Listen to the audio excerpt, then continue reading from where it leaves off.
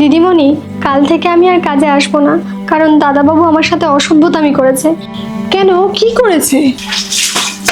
এই নে ধর। এটা আমি ধোবো না। কেন? এতে আপনি মাংস খেয়েছেন তো? হ্যাঁ, তো হয়েছেটা কি? মাছ মাংস খাওয়া থালা বাসন আমি ধুই না। ধুবি না মানে? এমনি এমনি তো আর করিস না, টাকা দি বলেই করিস। টাকা দেন মানে তো এটা নয় যে আমাকে যা বলবেন আমি তাই করব। ধো বলছি, নাহলে কিন্তু খুব খারাপ হয়ে যাবে।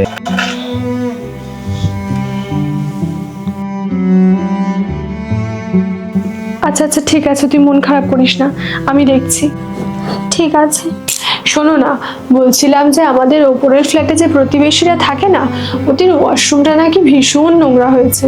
তুমি গিয়ে পরিষ্কার করে দিয়ে আসবে গো। ইস, আমি কেন করতে যাব? ওরা লোক দেখেনি। গ্রাউন্ড ফ্লোরে যে কটা গাড়ি রয়েছে না, তুমি গিয়ে বরং ওগুলো ধুয়ে দাও। যে পরিষ্কার করে সে এসে কাল ধুয়ে দেবে। জানো তো, আগের দিন যখন ছাদে গিয়েছিলাম দেখলাম একটা বেড়াল মুখে মরা ইঁদুর নিয়ে ছাদে রেখে দিয়েছে। তুমি ওটা গিয়ে ফেলে দিয়ে এসো তো। আরে ভাই, আমি কেন করতে যাব? যার যা কাজ সে এসে করবে। এক্স্যাক্টলি তাই। আগের দিন তুমিও যখন ড্রিঙ্ক করে রূপাকে দিয়ে মাংসের থালাটা ধুইয়েছিলে, ওরও জিনিসটা খারাপ লেগেছিল, রাগ হয়েছিল। খারাপ লাগার কি আছে? ওকে তো কাজ করার জন্যই টাকা দিই। তুমি যেটা বলছো সেটা ঠিক, কিন্তু একটা জিনিস হয়তো ভুলে যাচ্ছ।